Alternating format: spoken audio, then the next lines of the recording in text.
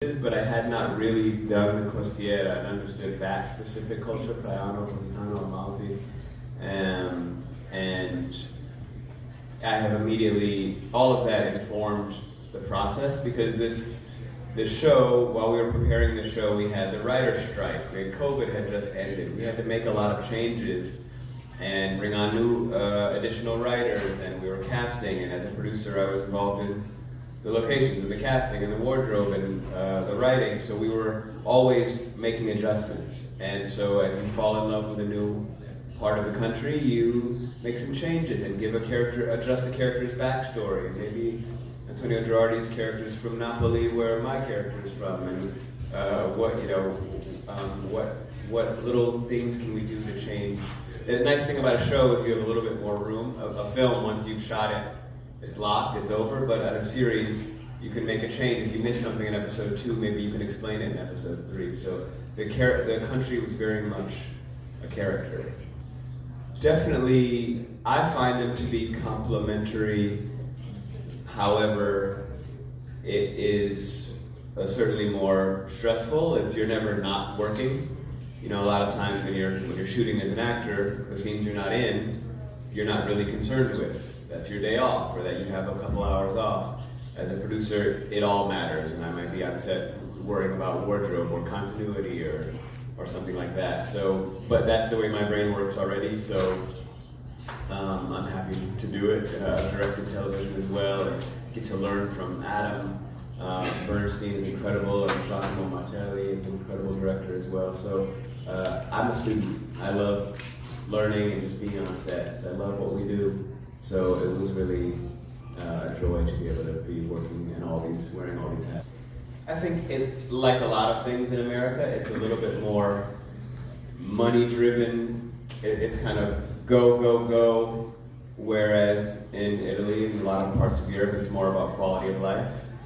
We're gonna eat, we're gonna rest, we're gonna have a drink. We're not gonna work 20 hours a day. In America, we just grind you to the bone.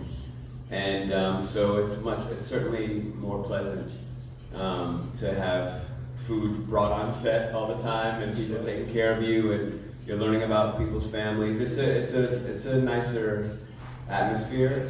Maybe we don't get as much done, but you enjoyed it while you were doing it. So it's a good trade. Well, I did a lot of research actually. I became friends with a lot of ex-military guys.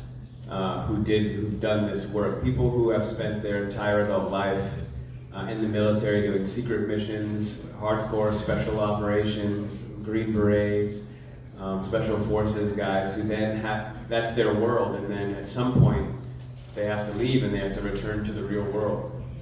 And what do you do when you're trained to kill and solve problems and protect, but now you're just at home?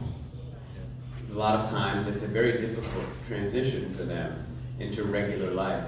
So learning from them and also consulting with them about just how to move, what I would be wearing. You know, it was very tempting in this season to just dress beautifully because it's the costiera and it's Italy. But my character would always be wearing a certain kind of boot so that he's prepared to fight and to protect. He'd always be wearing a certain weapon. He'd always be wearing a certain watch. There were a lot of little details to just kind of ground the character. And we were forging a backstory that I'm really proud of, the way we slowly drip out the backstory, especially in the first couple episodes. If you're not listening, you'll miss a quick explanation.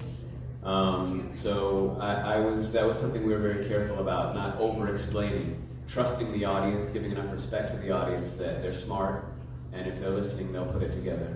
In the US, obviously, Hollywood and the US produce a lot of the most influential movies and TV, and historically, you know, Americans, we only speak one language, and we don't really travel as much. So they're not as likely to absorb subtitled films and TV. But in the last 10 years, last 5 years especially, I've noticed a bigger appetite in America for Spanish language, Italian language, French language, etc. projects, Scandinavian, people are now okay with reading some subtitles and expanding beyond our world. America's a very big country, and it's very easy for people there to think that that's the world, and everything comes to us.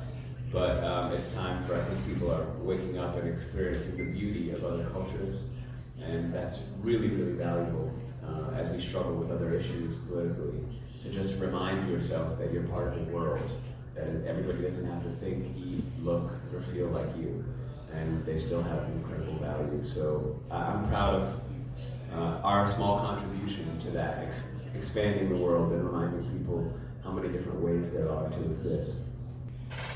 I think I've produced a few things now that I've worked on, and I think that certainly influences my ability to choose what I want to do and how I want to work and who I work with.